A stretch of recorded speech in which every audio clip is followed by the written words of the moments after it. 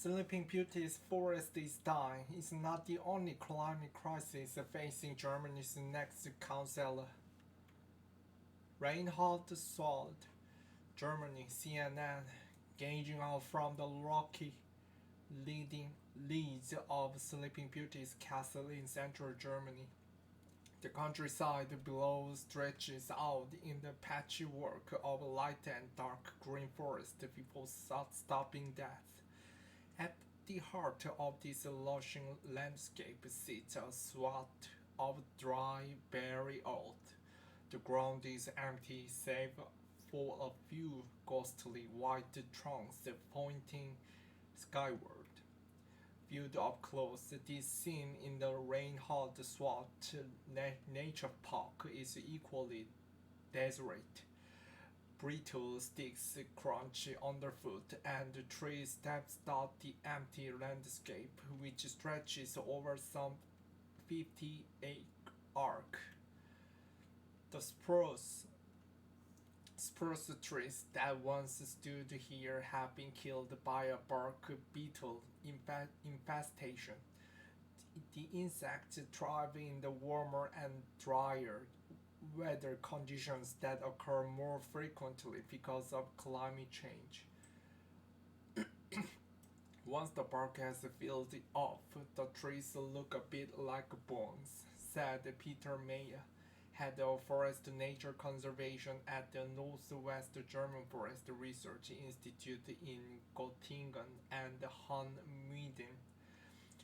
Bark beetle infestations are worsened by drought conditions once the tree has been weakened by a lack of water.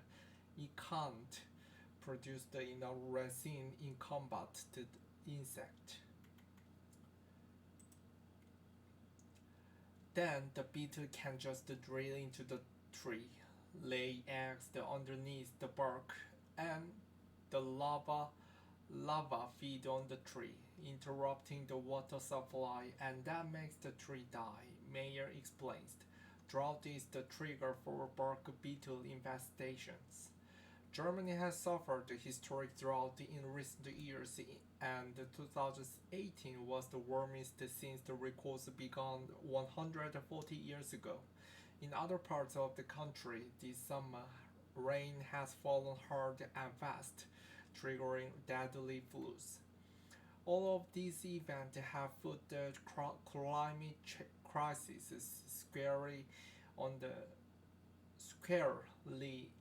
campaign trail ahead of Germany's federal election on Thursday. It's the first in 16 years that won't feature Chancellor Angela Merkel and the candidate vying to replace her are all featuring their climate credentials. The crisis is being felt in many parts of Germany, and the country's fairy tale forests are no exception. Savavuk Castle is said to have inspired the Grimm brothers' fairy tale Sleeping Beauty. Germany's climate election. Rose bushes cling to the ancient walls of the 14th century. Savavuk Castle said to have inspired the Grimm brothers' fairy tale Sleeping Beauty. One chilly September morning, the steady stream of trolleys is beginning.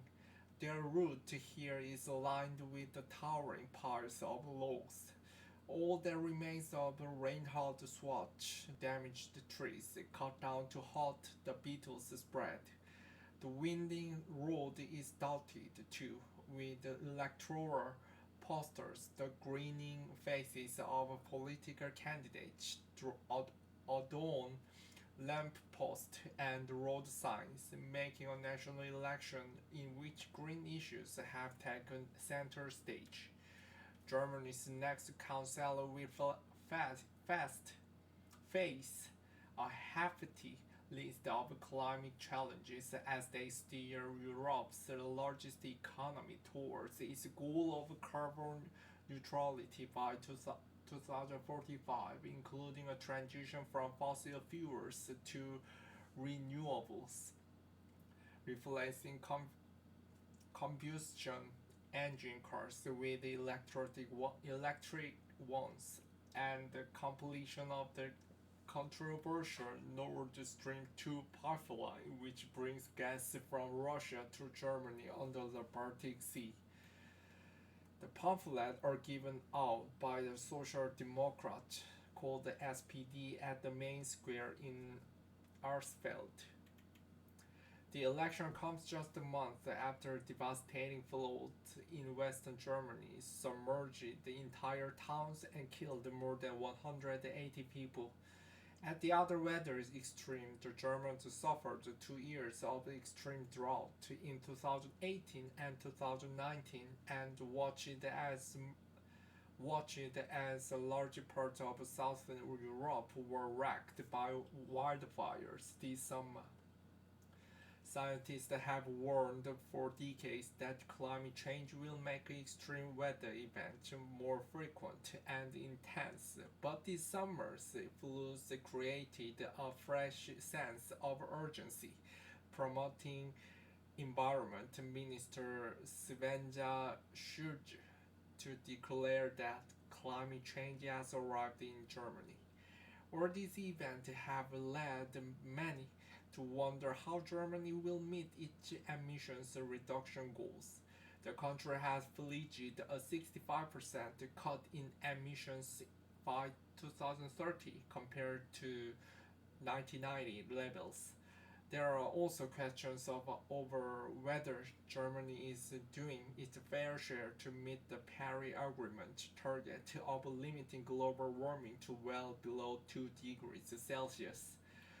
Germany Germany is off track in achieving its emission target. It should be at 40% below 1990 levels this year, but an increase in emissions as it recovers from the pandemic means it will miss that target.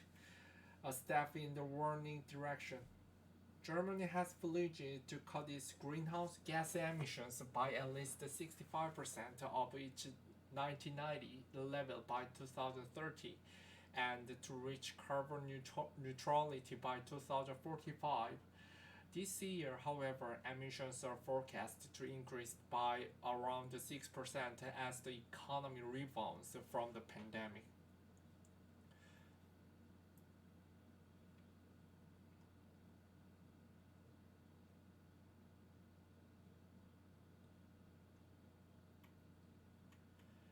It's a downbeat note for Merkel once dubbed the climate chancellor to leave the office on. While she has supported ambitious emission slashing goals, her government had only planned to phase out coal by 2038, regarded as late for the developed nation, and funding natural gas, a climate change fossil fuel, through Nord Stream 2 second is a sore point.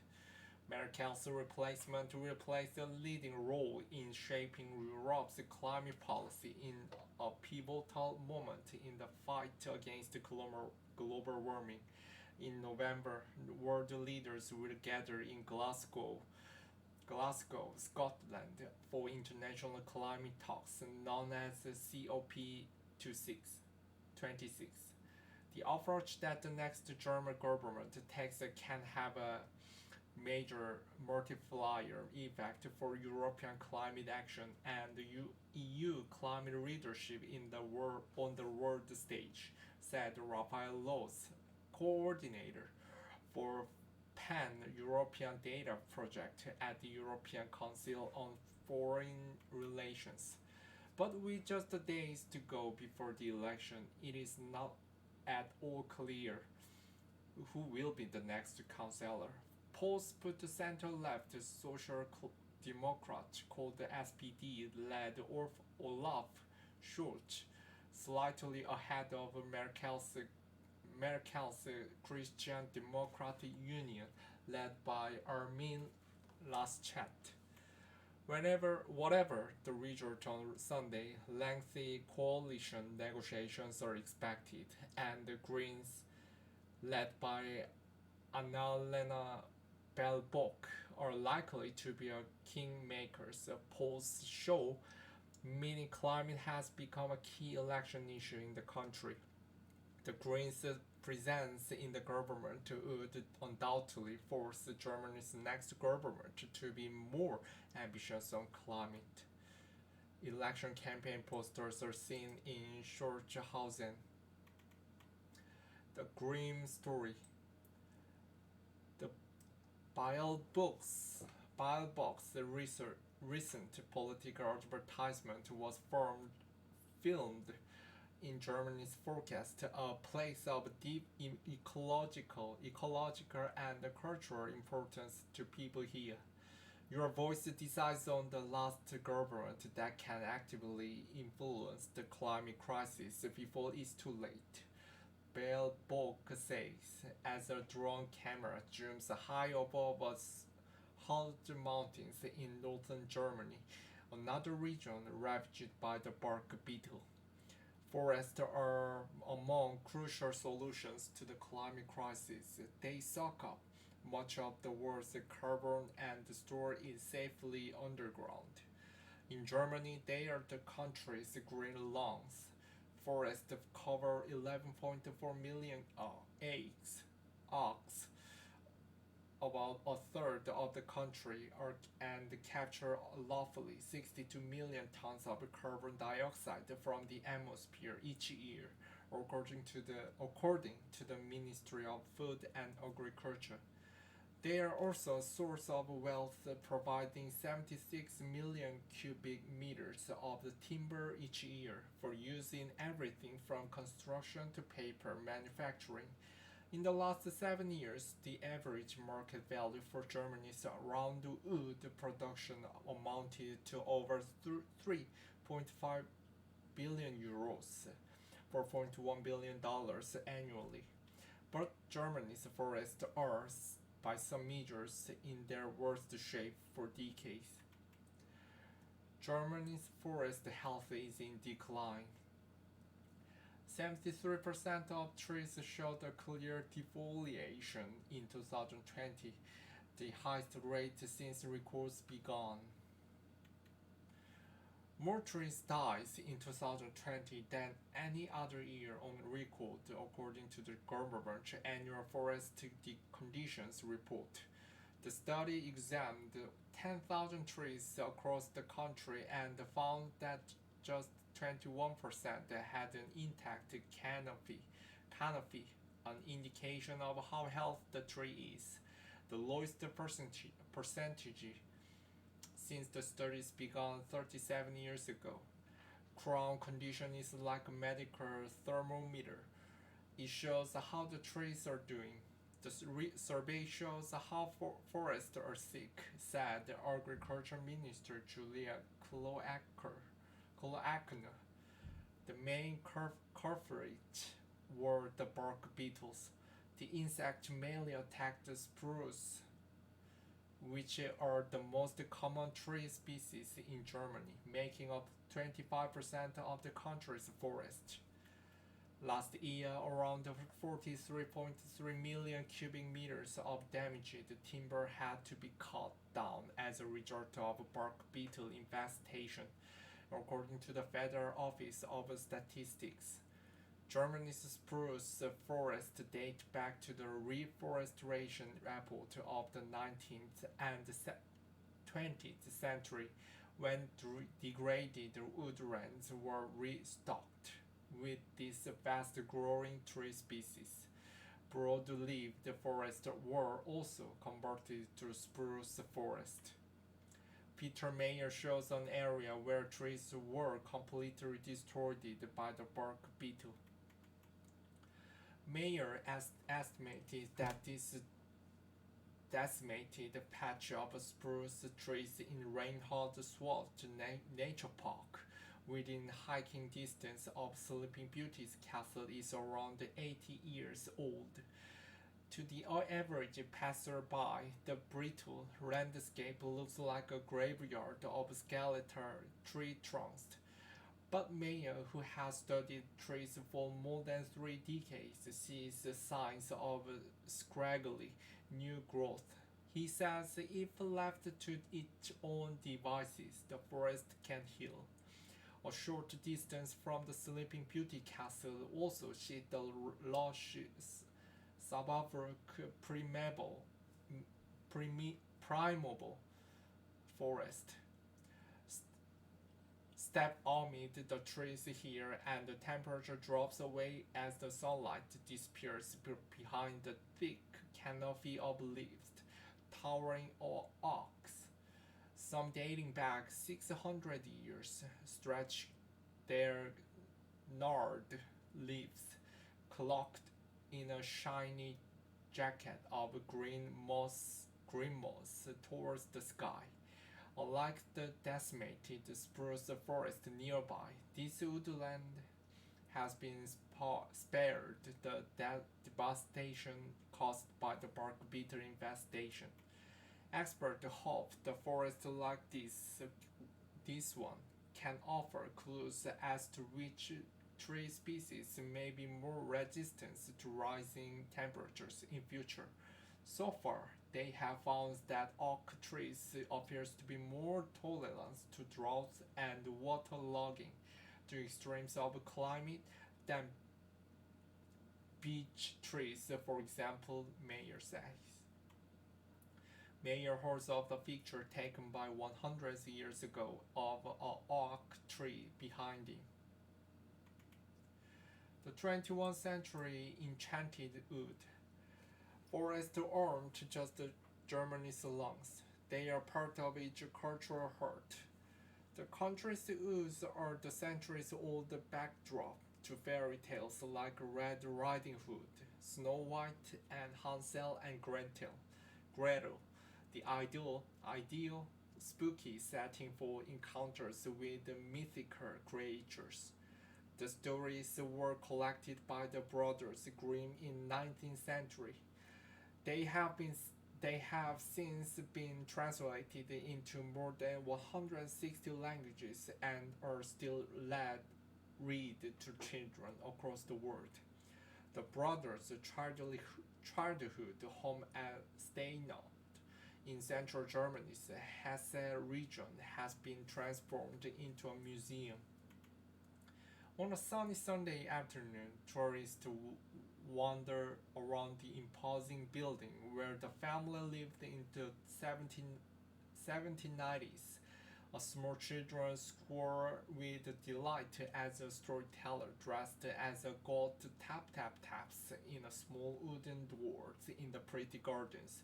Nearby, 7 stone dwarfs stand guard by the rose bushes. The storyteller, dressed as a god, leads a tour of the brothers' Grimm house. Forest feature in at least a third of the roughly 250 stories collected by the brothers, according to the museum's curator, Burkhard Kling. One room inside the museum is dedicated entirely to forest, with dozens of tiny dioramas featuring familiar characters in woodland settings, confronting wolves or nibbling candy houses. Kling explains why wolves inspire such a fear and wonder among the storytellers. Each dark. You don't know what is behind the next tree. You don't know if there is an animal that wants to catch you. But when you see the light behind the trees, you can find hope. Germany's such fairy tale towns. The effect of climate change are being also being felt at other stops along Germany's popular fairy tale tourist trail. Arsfeld is known as a Red Riding Hood town after the traditional red caps worn by girls in the region. The feature spot market itself as the must-see for fairy tales enthusiasts, attracting some 90,000 overnight visitors each year. Each 14th century bookshop is lined with copies of Red Riding Hood books in multiple languages. Nearby, a crooked, half-timbered building nearby has been transformed into a house of fairy tales, complete with Rapunzel's long flat trailing from the third-story window. The gardens of the local church open play host to open-air performances of the Grimm brothers' stories. When not playing the grandmother in one of these Red Riding Hood performances, Jenny Wagner worked as a tour guide, thrilling visitors with tales set in the deep, dark woods. But over the last 3 decades, she's seen the nearby forest or her childhood change dramatically. When I was younger, we often went on biking trips into the forest, and there was a bed of leaves above you, says Wagner.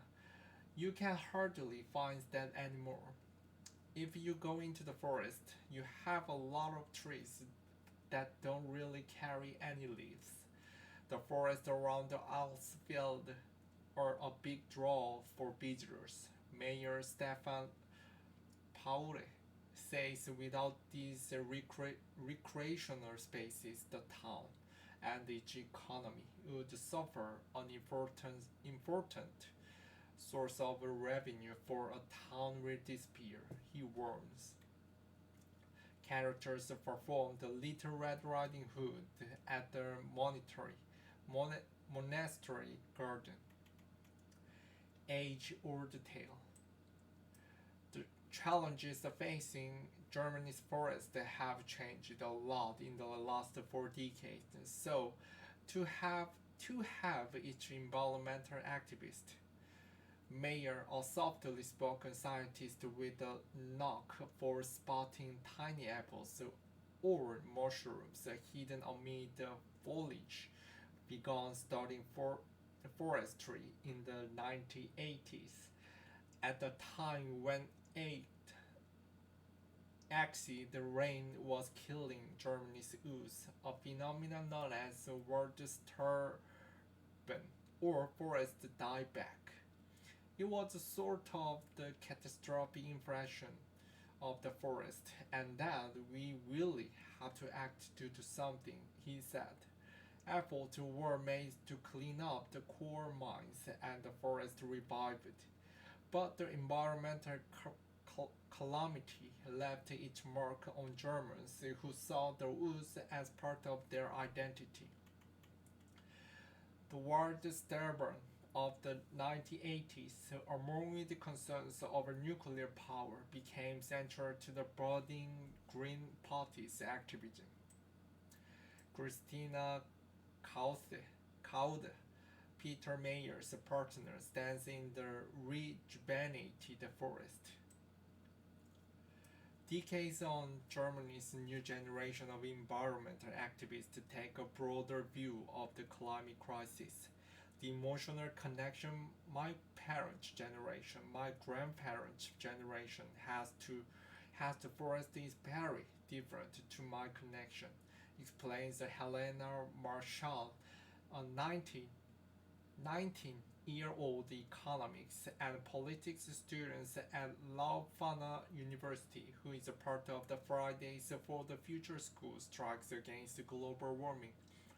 Marshall says that while she is concerned about the state of the German forest, the climate crisis is fundamentally a question of my life and not so much an abstract concept of nature.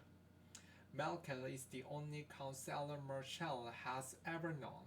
This will be the first national election in which she is old enough to cast her vote. She says the so-called climate counselor haven't lived up to her billing and sees this election as the chance to build a different kind of politics.